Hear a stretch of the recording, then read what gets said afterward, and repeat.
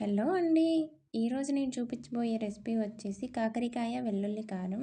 తినడానికి ఇష్టపడిన వాళ్ళు కూడా ఎంతో ఇష్టంగా తినొచ్చు. అంత టేస్టీగా ఉంటుంది. ఇంకెందుకు ఆలస్యం, ఎలా చేయాలో చూసేద్దాం వచ్చేయండి. నేనైతే పొడుగ్గా ఉన్న 4 కాకరకాయలను తీసుకున్నాను. చిన్నవైనా పర్వాలేదు. వాటిపైన ఉన్న పొట్టంతా తీసేయాలి. చూడండి, ఇలా అన్నిటికీ తీసేసి నేను చూపిస్తున్నంత సైజులో ముక్కలను కట్ చేసుకోవాలి.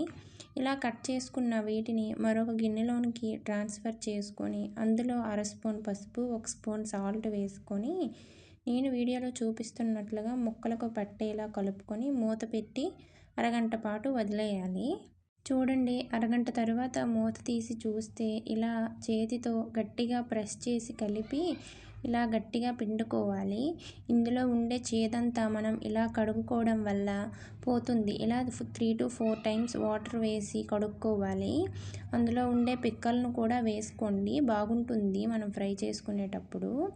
ఇప్పుడు మనం ఫ్రై కోసం మసాలాను రెడీ చేద్దాం. ముందుగా స్టవ్ ఆన్ చేసి కడాయి పెట్టుకొని అందులో 2 టేబుల్ స్పూన్ వేరుశనగలు పలుకులు వేసి కొంచెం వేయించి అందులోనే 1 స్పూన్ ధనియాలు, అర స్పూన్ జీలకర్ర వేసి ఇలా దోరగా వేయించుకోవాలి. అందులోనే 6 నుంచి 7 ఎండుమిరపకాయలను వేసి కలుపుకోవాలి. వాటిని అన్నిటినీ మిక్సింగ్ బౌల్లోకి ట్రాన్స్ఫర్ చేసుకొని అందులోనే 7 నుంచి 8 వెల్లుల్లి రెమ్మలు, కొబ్బరి పొడి, నా దగ్గర కొబ్బరి పొడి ఉంది వేసుకుంటున్నా. మీ దగ్గర పచ్చి కొబ్బరి లేదా ఎండు కొబ్బరి ఉన్నా వేసుకోవచ్చు. అలా వేసుకున్న వాటిని మెత్తగా గ్రైండ్ చేసుకోవడమే.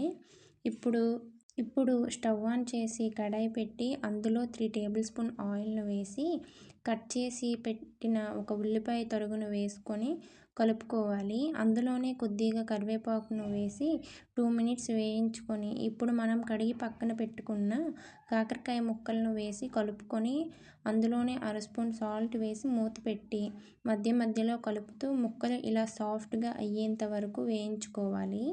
అందులోనే మనం గ్రైండ్ చేసి పక్కన పెట్టుకున్న మసాలా వేసుకొని ఇలా బాగా కలుపుకొని మూత పెట్టేయాలి.